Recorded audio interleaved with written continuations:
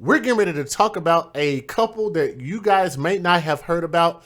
They are out of Canton, Mississippi, if I'm not mistaken. And I've never heard of Canton, but nonetheless, this is a story that's coming out of there. And this woman that you see on my screen, her name is Latasha Leonard. She is currently 32 years old when this case happened. She was 30 years old at the time.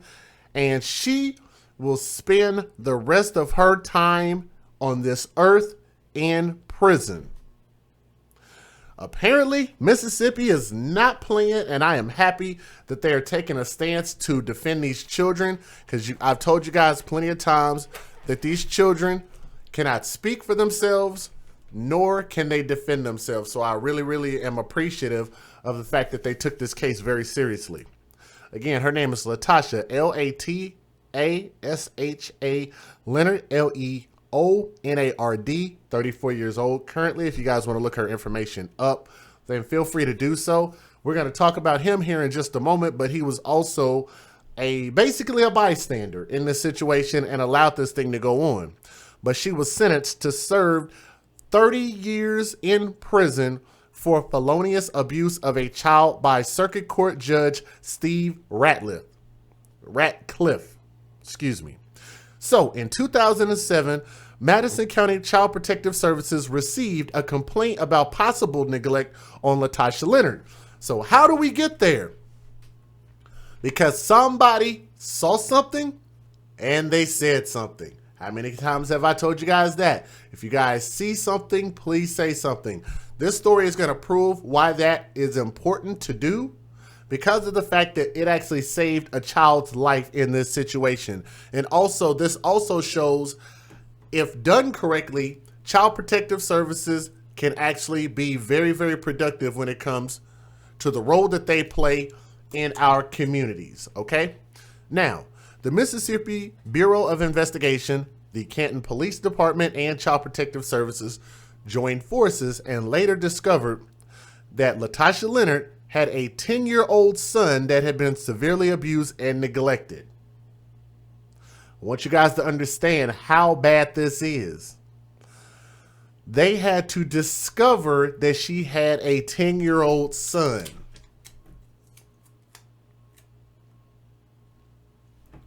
Did everybody hear the words that just came out of my mouth? They had to discover that she had a 10-year-old son.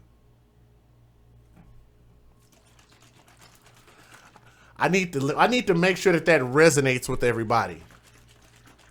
Can y'all confirm for me in the chat that y'all can hear my voice and y'all heard what I just said right there?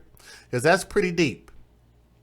They had to team up with the Canton Police Department and Child Protective Services and the Mississippi Bureau of Investigation to discover that she had a 10-year-old son that had been severely abused and neglected.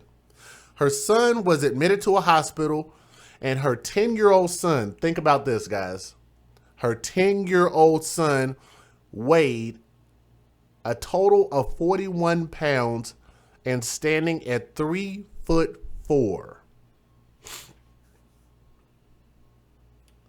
Do you guys know how much 41 pounds is? Not much. 41 pounds and standing at 3'4", which is an average size of a 4-year-old. He also had an untreated broken femur bone that had healed with no apparent medical intervention. Dang.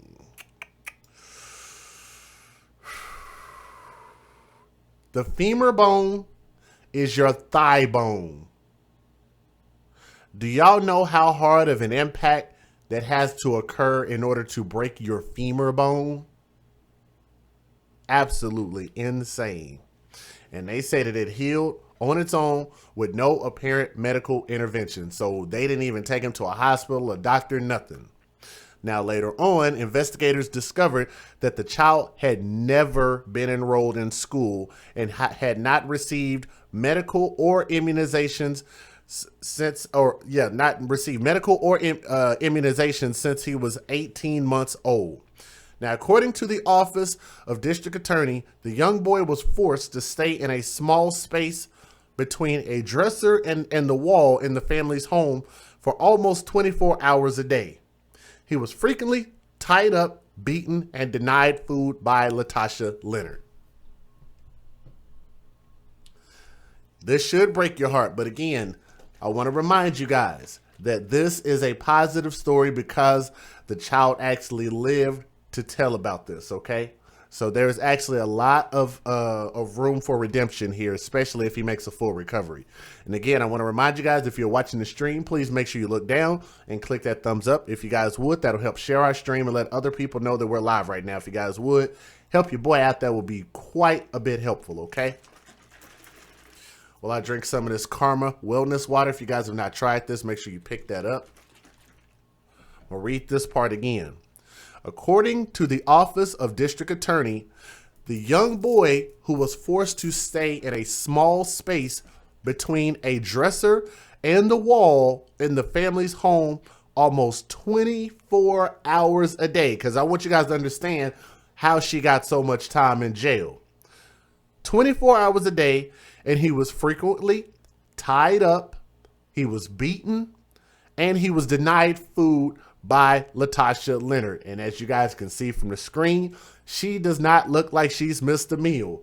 How many stories are we going to do like this? How many times have I told you guys stories like this where these people who seem to be rather hefty, and healthy themselves, like her, starve children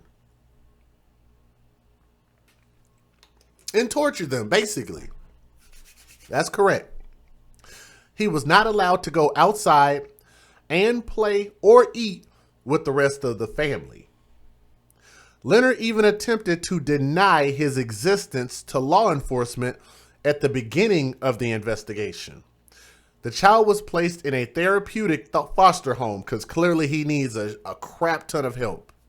He was placed in a therapeutic foster home and has received care from various practices at UMC, including getting eyeglasses, hearing aids, growth stimulants, occupational therapy, and physical therapy, because Lord knows what kind of issues he probably has. He also started pre-K after coming into CPS custody at the age of 11. He has zero education, nothing. Probably can't even speak at 11 years. How do you get by with this at 10 and 11 years old? How does nobody notice this for that amount of time? I'm just baffled by this. I'm just completely lost. But then again, this is how most of my stories are. So because he came into custody with CPS, he started pre-kindergarten. Pre-kindergarten at the age of 11 and has since learned to read and write and is now getting ready to enter the 7th grade. Jesus Christ, man. District Attorney Bramlett stated, "This was one of the most horrible cases of child abuse I have ever seen in my years as a prosecutor. Thanks to the hours of work by MBI, CPS, CPD, numerous UMC pediatric units, and the devotion and love of his foster mother, this child has been able to attend school, receive medical care, and receive the food, love, and attention that every child deserves from their parents. As a father, I cannot imagine doing something like this to my own flesh and blood, and glad that Miss Leonard will spend her foreseeable future in prison. She basically forced this child to live in a cell his entire life, and now it's her turn to live like that. But the only way that'll be even possible is if they starve her, beat her, and then don't feed her. But I digress. Now, as far as this man, because you guys are wondering, who's the man in the picture? That reportedly is the boy's father. Now, I don't know if that's a confirmation or not, but I believe that this is the boy's father, okay? The boy's biological father, from my understanding, is Anthony Holliday, who is the guy that is on the screen. Okay? And he pleaded guilty to condoning the abuse by Latasha Leonard, and he was sentenced to 5 years in prison. Me personally, 5 years is not enough. That's a slap on the wrist. But nonetheless, let me go ahead and get this fair use popping, and let me go ahead and let you guys get this fair usage. While you guys click that thumbs up again, share the stream for your boy. I really would appreciate that. Federal law allows citizens to reproduce, distribute, or exhibit portions of copyrighted motion pictures, videotapes, or video discs under certain circumstances without the authorization of... I hate when they put these loud intros on it. These things are about to blow my ears up. I'll cut that out on the replay too. Well, I can tell you that the parents are being held each on a $500,000 bond here at the Madison County Detention Center. 30-year-old Anthony Holliday and his common-law wife, 32-year-old Latasha Leonard, are facing child abuse and neglect charges. They were both arrested Wednesday at Canton Villa Apartments. That's off Highway 43 North. Investigators tell us the couple has a total of 8 children. They say only the oldest, a 10-year-old boy, appears to have been physically abused and malnourished. Did you guys hear how many children they said that they had? Yeah, I'm sorry. It blew my ears out too. Let me rewind this again, not too far, but I want you guys to hear how many children that Tweedledee and Tweedledum have. That's their new names. Tweedledee and Tweedledum. If y'all want to post that in the chat, we're going to have to come up with a name for everybody who abuses children. That's how we're going to do this. That's how we're going to get down. Leonard are facing child abuse and neglect charges. They were both arrested Wednesday at Canton Villa Apartments. That's off Highway 43 North.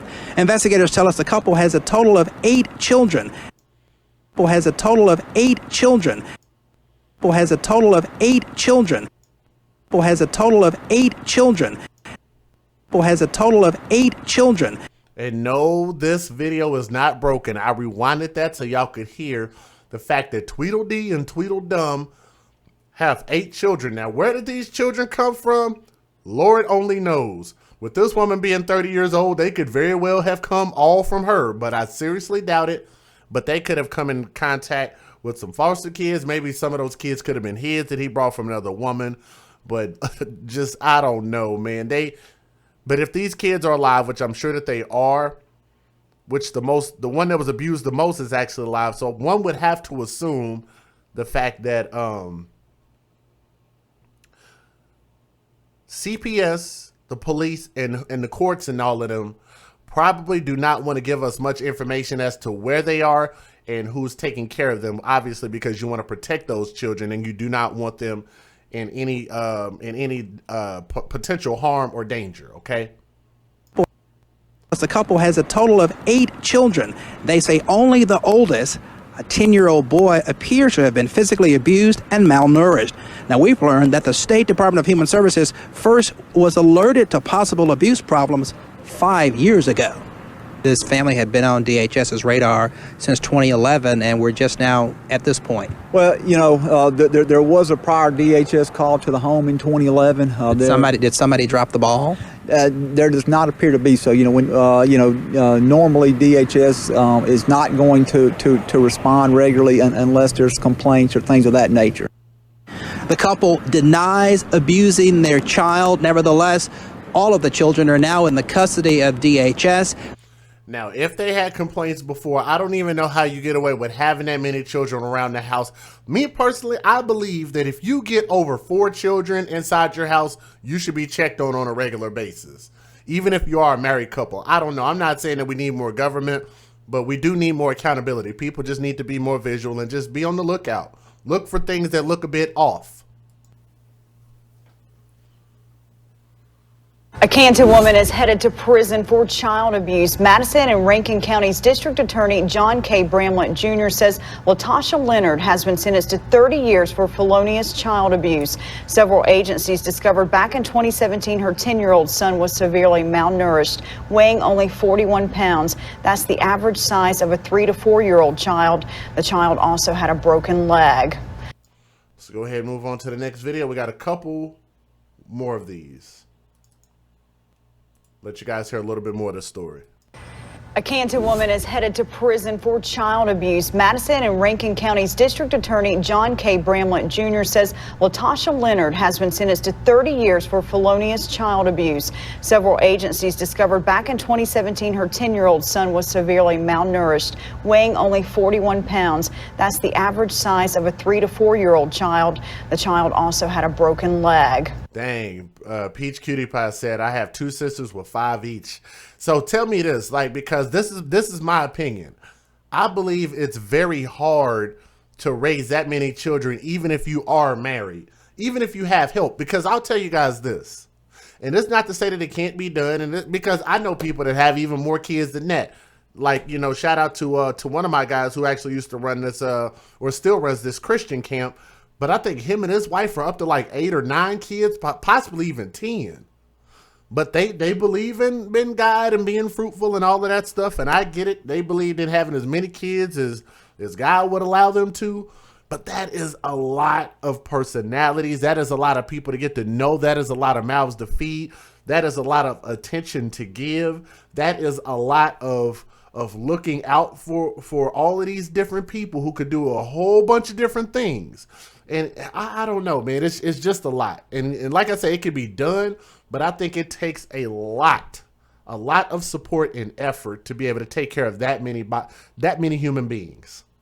A big honor for 2 Madison County social. Oh, and I wanted to point this out while I showed this last video. This part is really, really cool because of the fact that they're getting ready to honor 2 of the CPS workers who actually participated in helping save this boy's life. So I wanted to show you guys this video and then we'll wrap up.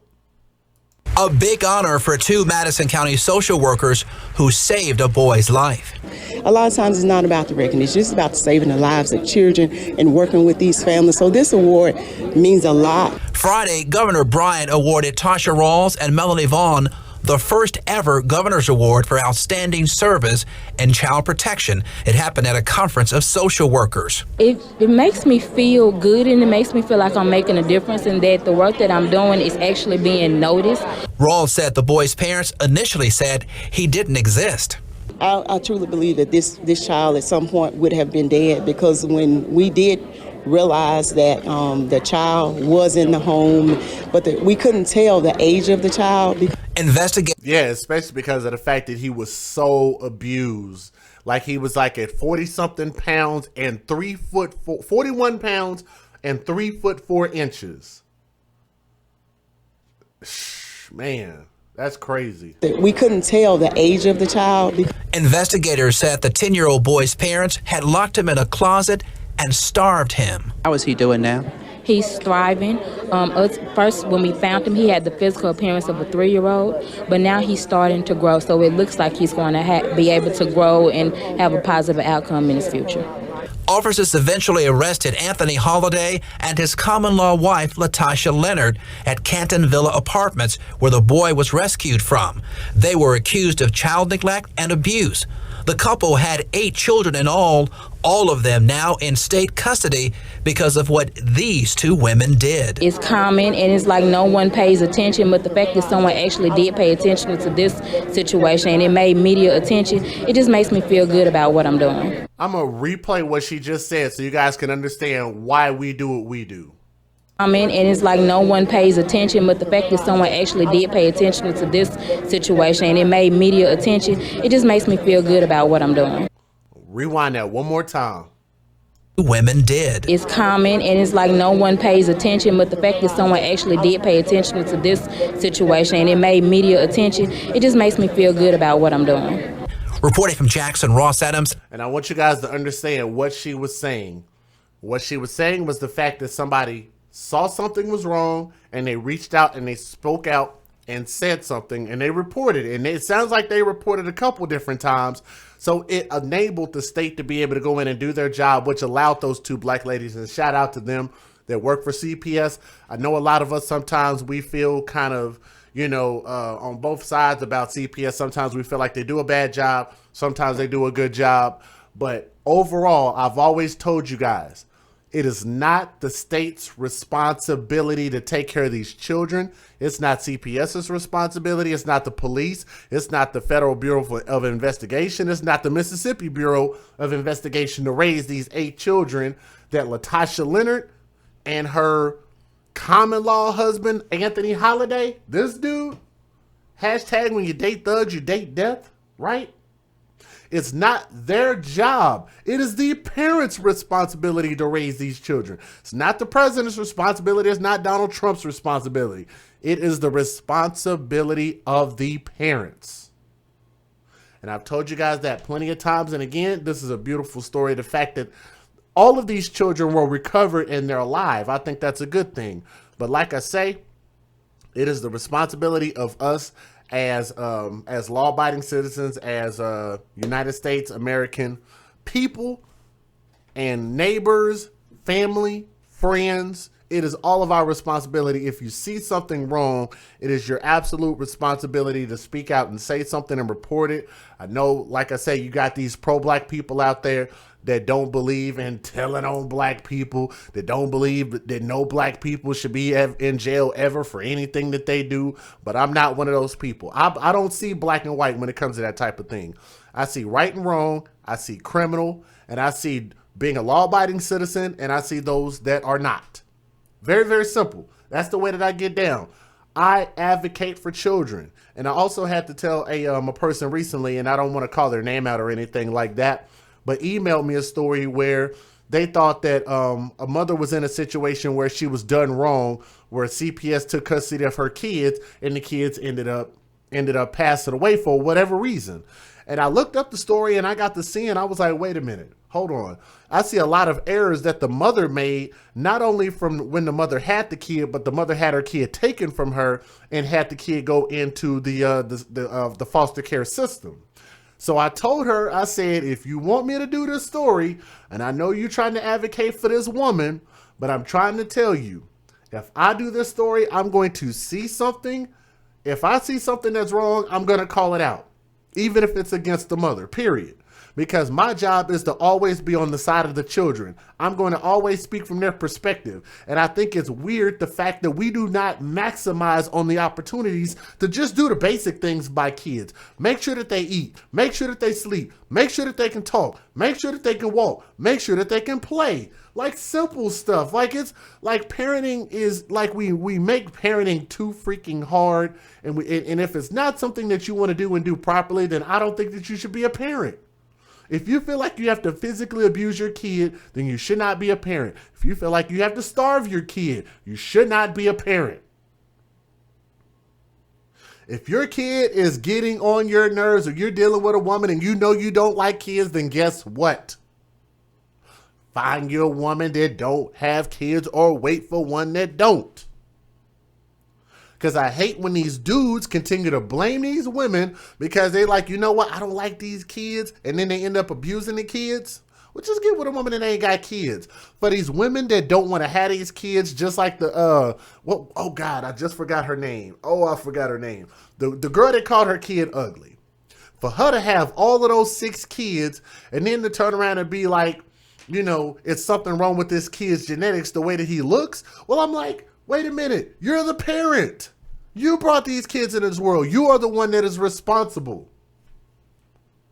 And I think that it is just wrong to continue to put this off as if the children did something wrong.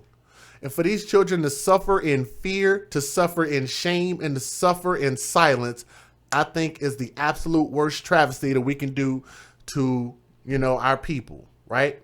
But again, man, this is your boy DJ Just Jay, man. Again, we are advocating for the children first. And when I say first, that means that everything else and all of these people's feelings are going to come second to that. I'm going to worry about the care and attention to the children first, okay? But again, man, this is your boy DJ Just Jay. I'm signing out, man. Thank you guys so much for listening. Again, this is a positive story, and I think that they got this one right. 30 years sounds about right. I think that if they give that dude 5 years, he needs to have at least 5 or 10 years on probation after that. But I think that they got this one right, and good riddance, and they don't need to have